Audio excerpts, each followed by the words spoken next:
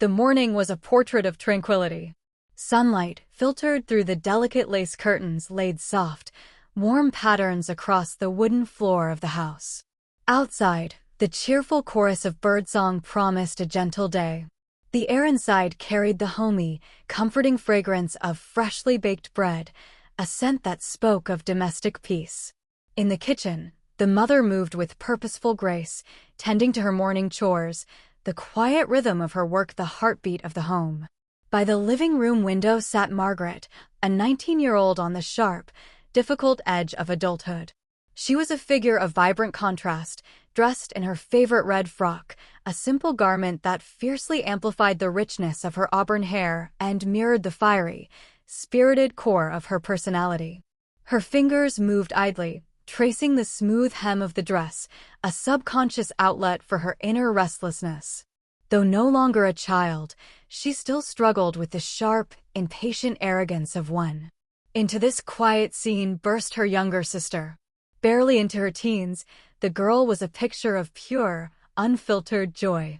She was wearing a brand new garment, a gift from their mother, a delicate pastel dress, soft with ribbons and fine embroidery.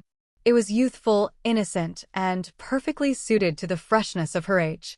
The younger girl twirled before a tall mirror, her skirt flaring out, unable to contain her happiness.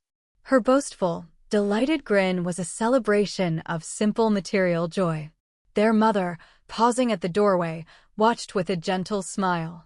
These moments of innocence, light, and laughter were, to her, the precious foundation of their home.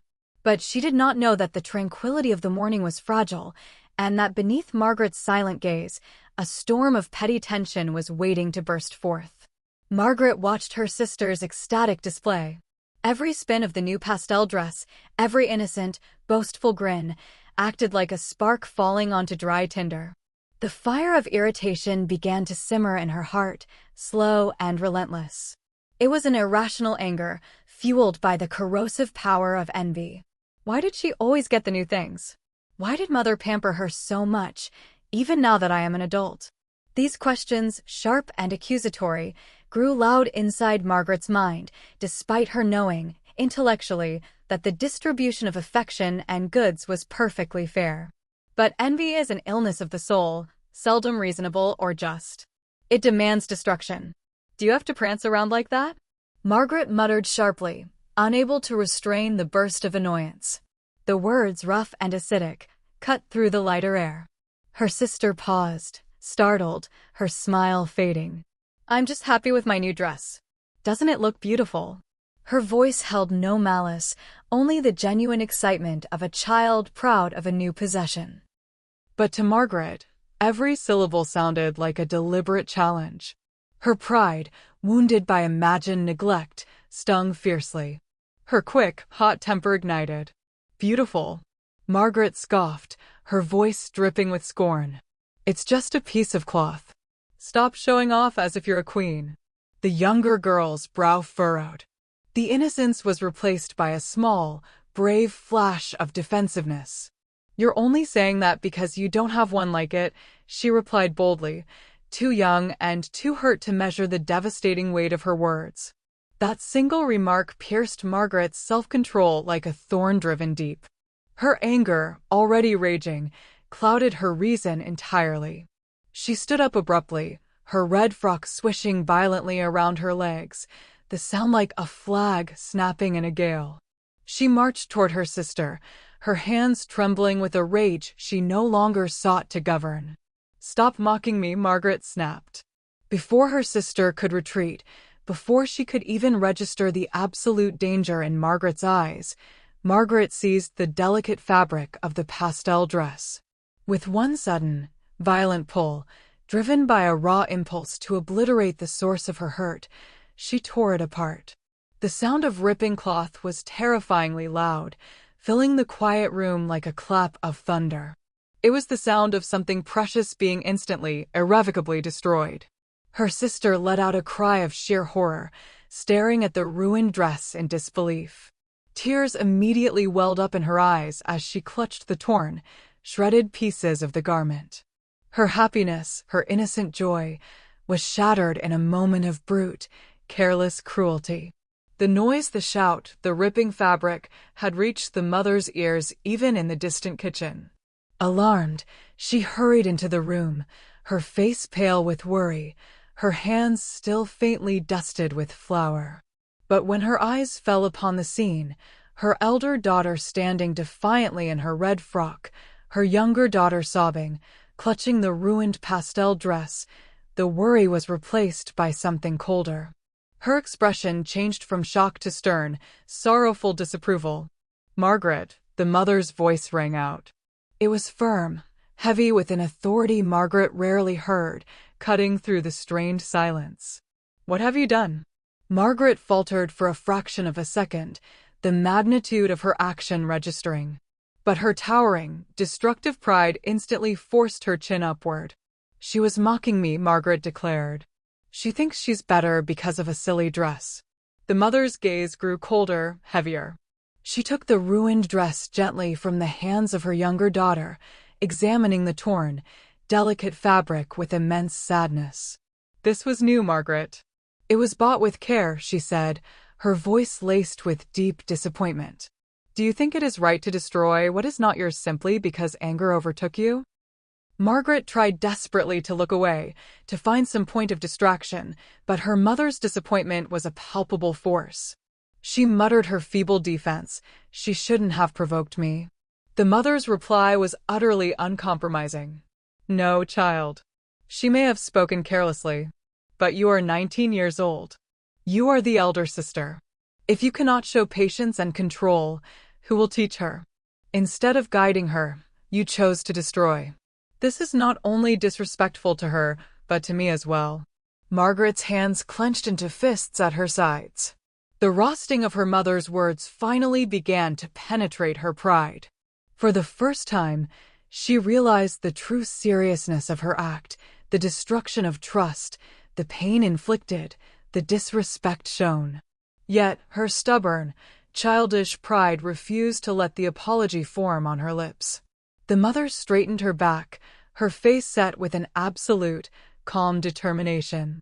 She loved her daughters dearly, but she knew that true love also demanded discipline when it was most needed to guide a soul back to the path of honor. "Margaret," she said firmly, "you must be punished. This lesson cannot be learned with words alone." Before Margaret could formulate a protest, her mother took her firmly by the arm, her grip unshakable. The younger sister, still crying softly, watched as their mother guided Margaret to the wooden chair in the middle of the room.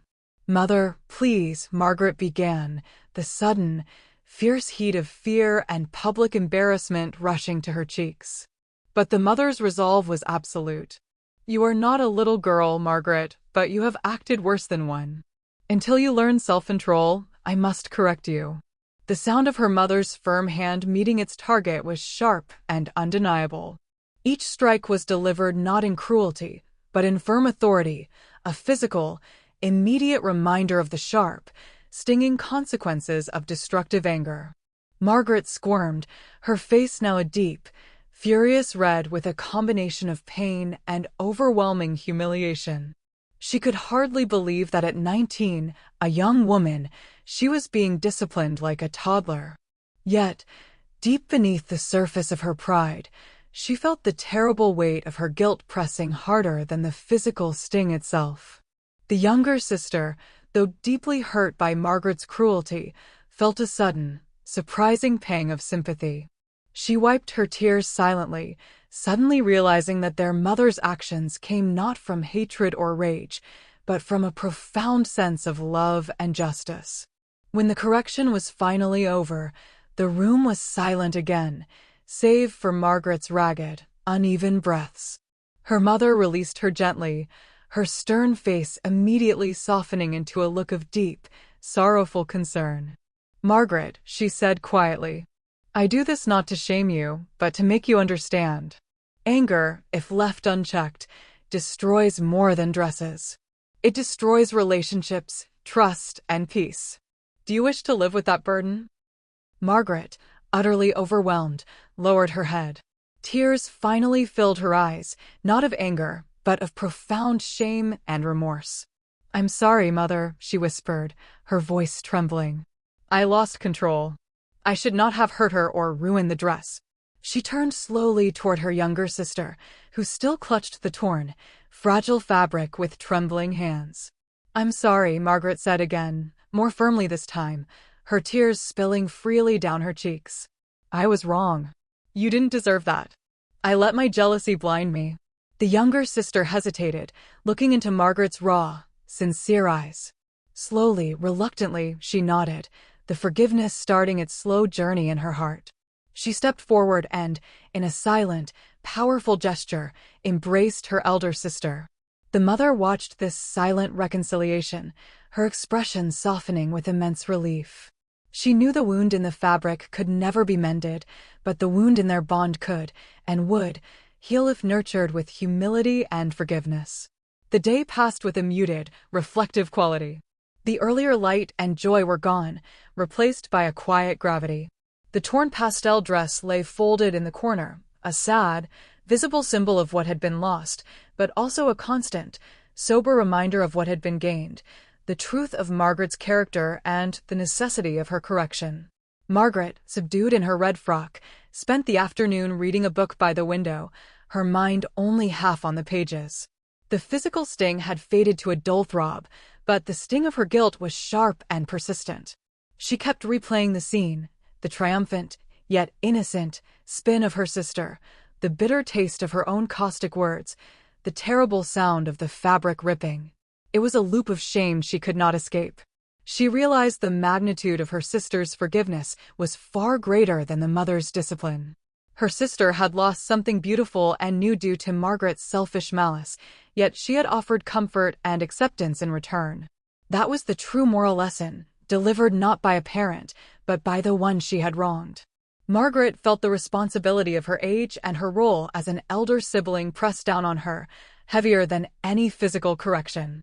That evening, as the family gathered for supper, the low light from the lamp casting long, warm shadows, the mother addressed her daughters one final time. "My children," she said, her voice gentle, but weighted with the day's experience. "You must both remember, life will always test your patience. Words can sting and envy can burn, but if you let anger rule you, it will lead to ruin." She looked directly at Margaret, her eyes filled with love that now held no trace of sternness. "Discipline is not punishment alone. It is a gift, Margaret, to guide you back when you stray from your better self." Margaret listened intently. Her earlier defiance, her stubborn pride, were entirely gone. She had felt the physical sting of discipline, yes, but more powerfully, she had felt the crushing, heavier sting of her own guilt. From that moment, she resolved within her heart never to let her temper, her fire, destroy what she loved again. As the lamp flickered softly that night, Margaret lay awake in her red frock, the fabric now feeling symbolic of her own still untamed nature. She thought of her younger sister's innocent tears, her mother's stern yet loving eyes, and the torn fabric that would never be whole again. But she also felt a new strength, a determination to change, to live up to the responsibilities of her 19 years. She had been punished, but more importantly, she had been guided back to the path of honor and self-control. And in that quiet, late moment, Margaret finally understood the truth her mother had wanted her to learn. To be an elder sibling is not about age or privilege. It is about patience, care, and setting an example worth following. The red frock and the torn pastel dress would forever serve as the quiet, contrasting symbols of a valuable, painful lesson learned. This story is a powerful meditation on the destructive nature of envy and the burden of being an elder sibling. We invite you to share your thoughts. What is the most difficult thing for an older sibling to master when dealing with a younger sibling who receives new privileges or attention? In a moment of intense anger, what is the single most effective thought or action that helps you regain self-control and avoid destructive behavior? Do you think the younger sister will ever forget the destruction of her dress, or will that memory forever change the dynamic of her relationship with Margaret?